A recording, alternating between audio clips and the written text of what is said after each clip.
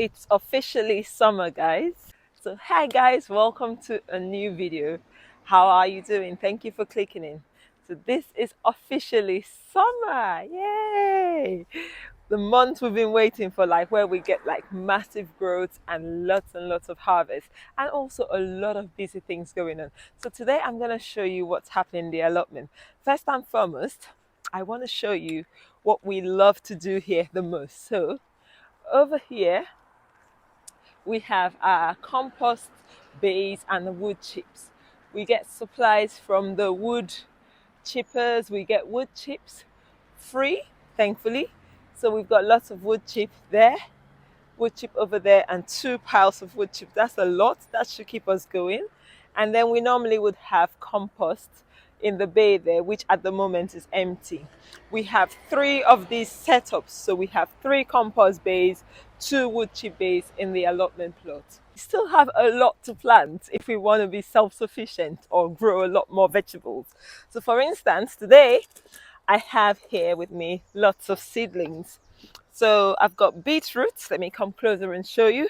I've got beetroot. I've got basil. Yes, late basil.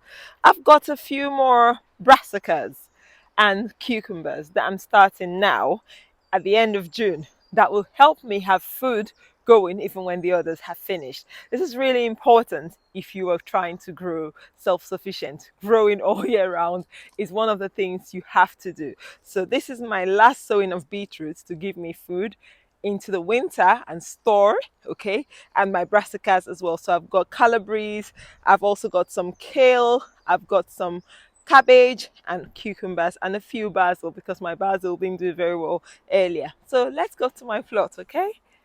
Welcome to my very first plot once again. This is the one we got just before the pandemic, and look how beautiful this plot looks. Just see how gorgeous. You have lavender, which I grew from seed 2 years ago. Now, on the subject of succession planting again, I'll show you what I mean with the brassicas. Over here, you can see the cabbage we've got. We see kale, all right? And the other leaves on the corner are called ewedu or jute leaves. They're looking so beautiful in this weather. They love it when it's hot. They're tropical plants. They're mucilaginous leaves that are used for cooking in Nigeria, West Africa, and I think other parts of West Africa as well. And then over here we have a few more kale. We've got the red Russian kale there, which is almost going to seed. It doesn't like it too hot. And we've got the normal black kale, which I've picked the life out of because I use it a lot. And we've got some broccoli or calabrese, which are beginning to form heads here. One of the mainstays of my allotment are green leafy vegetables because I healed my body from fibromyalgia and chronic pain using green leafy vegetables. So we've got Swiss chard, we've got amaranth, okay? These Swiss chard actually self-seeded, but I'm going to leave them because I want them in different parts of the garden. And this is my potato bed. I have potatoes going across there, and I'll take you over to the other end and show you the other brassicas in this first plot. In this corner over here, I've also got the Swiss chard I actually planted, but I've netted it out up because pigeons were eating it, but they have stopped because I still left some out. So I can actually take the netting off. I grew my mint in a corner in the summer because that way it crops for me all through the year. So this corner is a bit shaded, like from the afternoon when the sun is really hot, and that's my trick. I've got my celery bed looking so beautiful. As you can see, celery in rows, and I use it mainly for herbs, not necessarily for juicing. Over here, I have planted only sweet corn, and we've started to have some tassels. We have a few fruits forming here and flowers all over there. I always plant marigolds and basil in between my tomato bed because this way I can prevent pests as much as possible, and apparently planting the basil makes it taste better. A quick whiz round, we've got our raspberries coming up nicely. These were gifted 2 years ago as well, and they're doing really well. They're beginning to form little flowers. These are autumn fruiting, so these give me a harvest in the autumn. I also have black currants here, which I have literally probably picked most of the black currants and a few potatoes here. We got these hazelnut trees from a plot hole that moved, and so we just put them here. I'm not sure they'll fruit this year because they were only moved in the spring or very late winter, but we'll see what happens. This is the plot view from the back. As you can see, we have plants just in main clusters. I want to try and make this as diverse, but I still want to make use of the most land I can to grow food that is sufficient for my family of 4. So that means I don't have enough room for so many flowers, but then I still try to incorporate wildlife area as much as I can. So right behind me, I'll show you, we've got nettles growing there. And also I try to grow a few flowers dotted here and there. So I've got 3 tomato growing areas in my allotment and also one at home, because it's one of the main things I want to grow more of this year if I can. I also have sunflowers, like I said, for the flower wildlife as well, and potatoes over there. I have a smaller brassica cage which I will show you, and yeah, I've got colettes growing here. Most of my brassicas are netted because the pigeons will either eat them or you have the caterpillars eating them, and I really want to eat them myself, so I have to protect my plants from the wildlife to a huge degree in order to eat what I grow. Like I mentioned earlier, this is a bit of nettles growing here, although it also has a bit of mess, but then we just put a bit of our woods, like sticks that will not decompose easily in the compost. And I have a little compost bay which I'm making here as well, and that is the border. We have a couple pumpkins growing here. Like I did say, all my plants are grown all over the place. Over the weekend, a plot neighbor offered me some Cape gooseberries. I've never grown them. He had them self-seeded on a bed. He didn't want them, so I'm trialing them here. And I've got amaranth. I moved from the other bed just simply because it was too much. My brassica, we've got some red cabbages growing. On the subject of succession sowing, you can see in this place we've got the overwintering cauliflowers. So these are going to be the cauliflowers that we'll harvest this year and hopefully next year, and a few purple sprouting broccolis there. They're growing this little brassica nets that we made ourselves, and it's really, really sturdy and able to keep our plants safe from the cabbage white butterfly. Okay, I have to deal with the dreaded, let's see if it can show here, the dreaded asparagus beetle. A lot of gardeners have shown that they have it. I have been killing them myself, but they're like laying eggs all over the place and they have overwintered here. I don't know what other organic means to use to get rid of it. I have dandelions all over the plot. I let the dandelions grow because I use them as a tea. So that dandelion is going to grow, give me a massive root and leaves, and then we'll use them as tea. Let's just show you what the outside of this plot looks like. On the subject of making a beautiful flower bed someday, I'll just show you what my plot neighbor's one looks like. Really, really, really nice. Wildflower patch in the front. But then mine, I've only got 3 or 4 flowers, but it's a start. It was a former compost base, so we're growing, improving on this. And then Jerusalem artichokes are just growing. We're not even watering them this year because there's a lot of issues with watering, isn't it? Hard work and time. The blackberries are doing so well. These are spineless ones. They do not spike like the ones we have, in the wild. They grow well here, and last year we had our first crop, which was really nice, and so this year I'm looking forward to a good harvest as well. I'll let you guys know how much it was that we harvested. Now on this side over here we took onions out and I've put beets. These are baby beetroots just starting, and look at the second succession of beetroot. So this is what I talk about succession planting. It's the key to growing food. I had the first beetroot planting over there. That's first beetroot. And then the second batch there. And now this is the third batch. And then I have the fourth batch. So I'm planting beetroot four different times. Okay, that's the fourth batch. 4 different times this year to give me enough beetroots that should hopefully last me a year. Have in abundance. Runner beans over here are looking amazing. They're looking amazingly lush, but they haven't started flowering yet because they were direct sown a little bit late from the slow start we had. But I've had runner beans from the polytunnel. On this corner here, we have sweet potatoes that are grown outdoors, and I'll take you indoors and show you the other sweet potatoes. And this is my other brassica cage. It's looking really good. I don't really want to go in there. I've shown you in there a lot. My pumpkin patch is looking like it's gonna be interesting to say the least, simply because it's already crammed up. I did space them a meter apart, but it doesn't look like a lot now. Anyway, that is the pumpkin patch.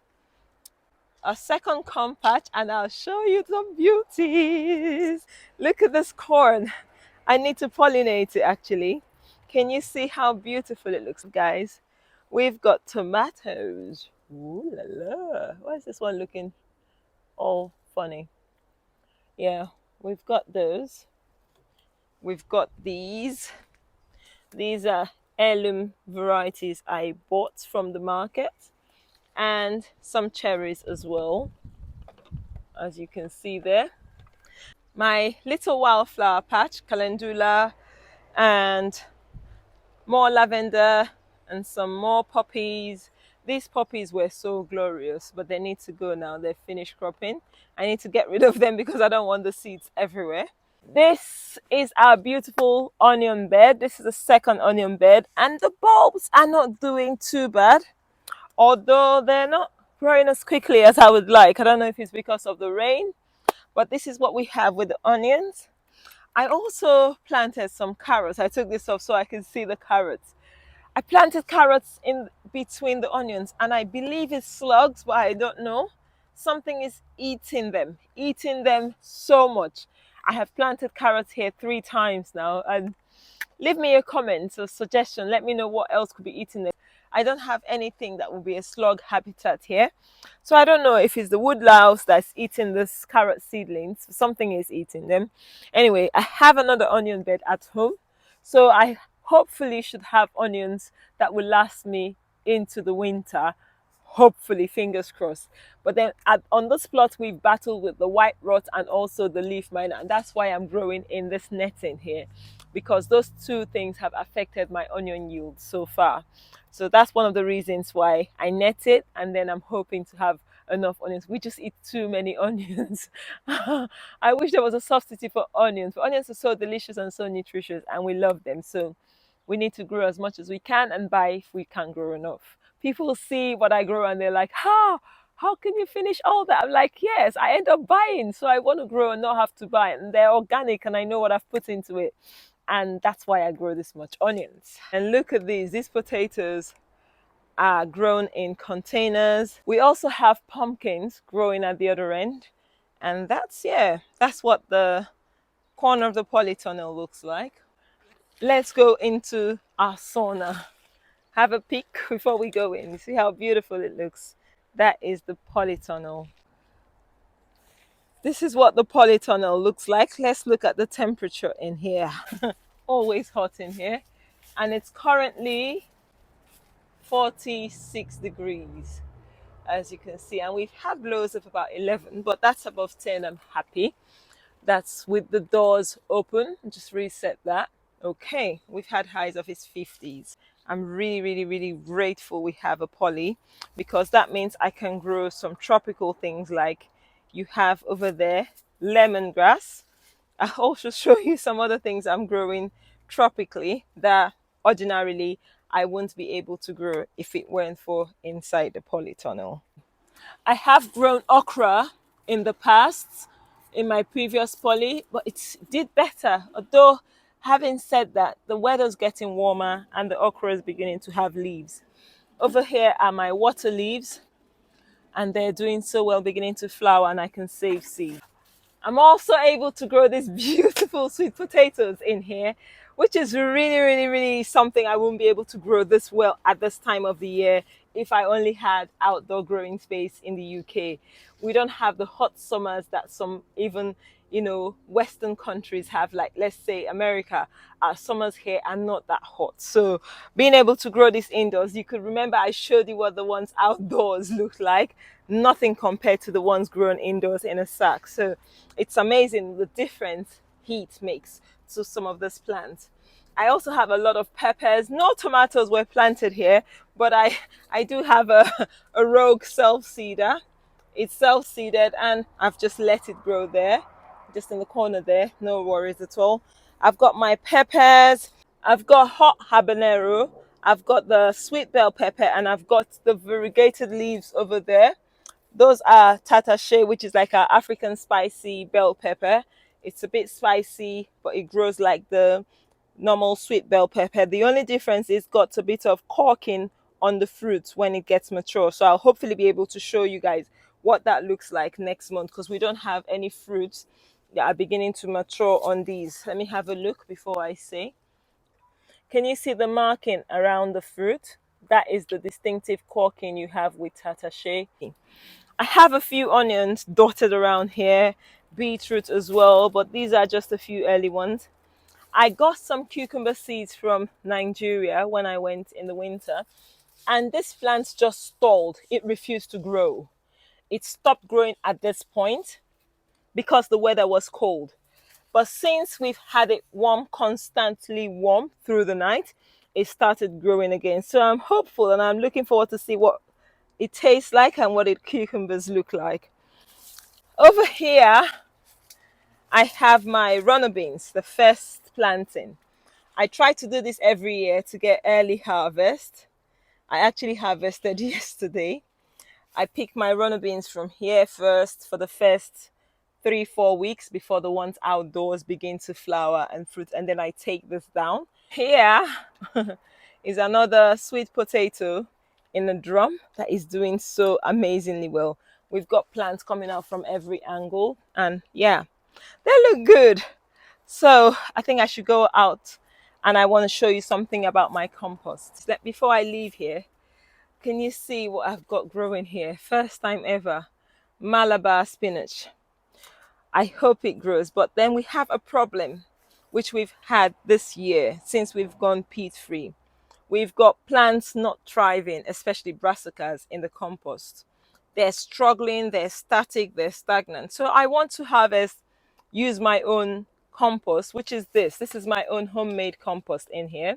Banning peat, we should ban it not just for use by individual gardeners, which are suffering the consequences, especially for seed starting, not necessarily for growing forward, but for seed starting.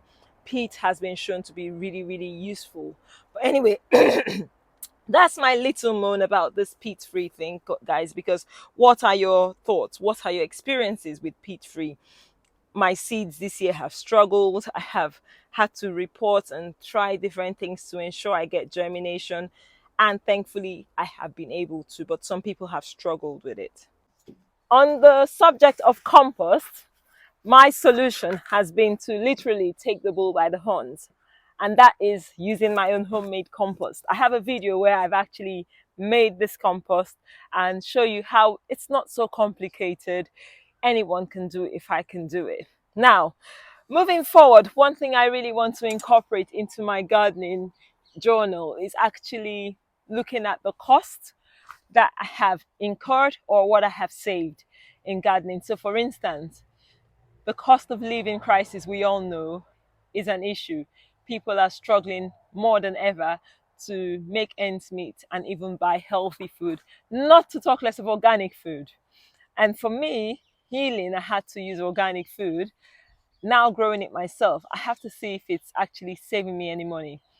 If you are a gardener, you know that it does cost money to grow food, and also time is also involved. But I want to try and see, take stock of what I've taken out, what I've foraged. Let's say, for instance, I use a lot of dandelions and stinging nettles. And buying those things when I used to buy them, 100 grams about £10 if you look on any sort of health food area for organic ones or wild ones.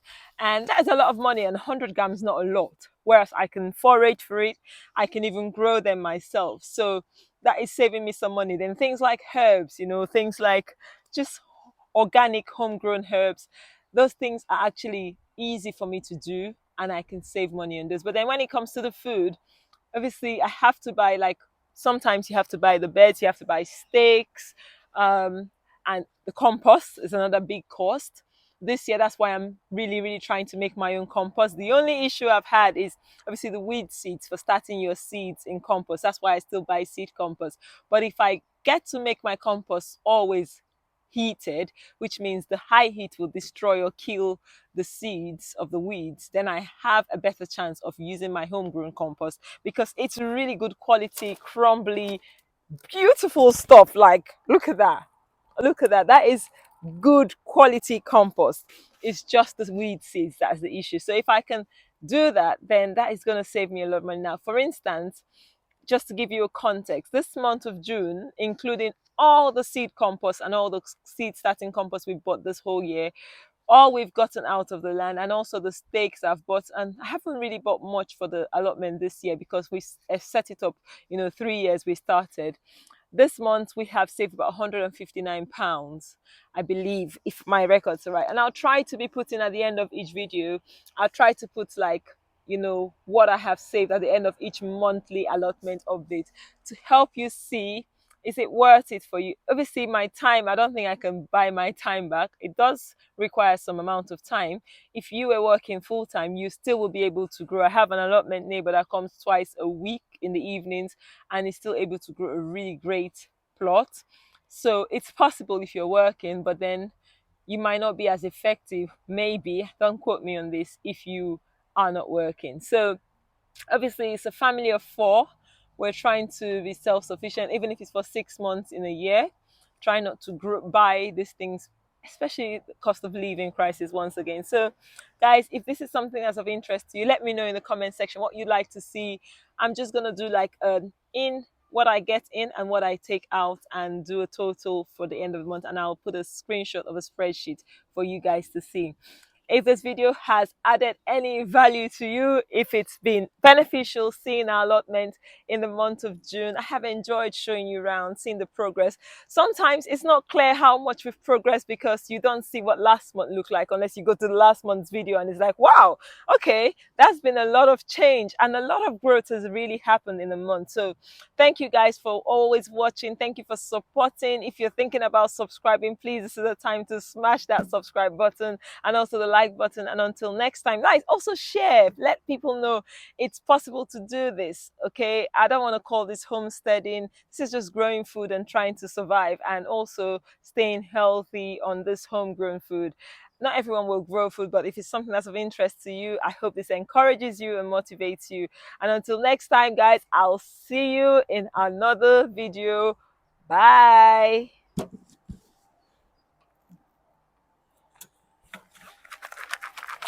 Woohoo.